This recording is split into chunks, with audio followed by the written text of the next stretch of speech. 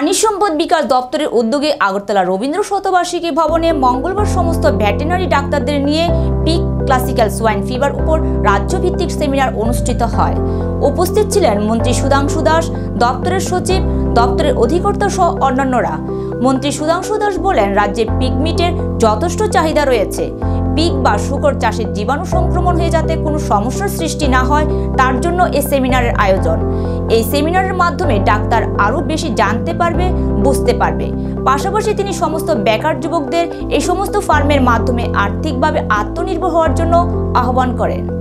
বিকাশ দপ্তরের উদ্যোগে বিশেষ করে আমাদের যত ভেটেরিনারি ডক্টর রয়েছে তাদেরকে নিয়ে একটা সেমিনার হবে। এটা পিগের উপর আমাদের বিশেষ করে ক্লাসিক্যাল ফিভার যেটা রয়েছে, অনেক সময় সোয়াইন ফিভার যেটা হয়, এটা থেকে পিগ বা শূকরকে কীভাবে রক্ষা করা যায় তার উপরে সেমিনার হবে, বিশেষ আলোচনা সভা হবে। এবং এটার মূল উদ্দেশ্য হচ্ছে, আমরা জানি আমাদের রাজ্যে মাংসের ডিমান্ড অনেক বেশি, তার মধ্যে পিগ মিটের ডিমান্ডটা খুব বেশি হয় এবং যে পরিমাণের মাংস আমাদের দরকার ফরচুনেটলি আমাদের রাজ্যে সেই প্রোডাকশনও রয়েছে, কিন্তু সেটাকে সাস্টেনেবল ডেভেলপমেন্ট বা সাস্টেনেবল কন্টিনিউটি কীভাবে রাখা যায় তার উপরেই আমাদের এই বিশেষ প্রোগ্রাম।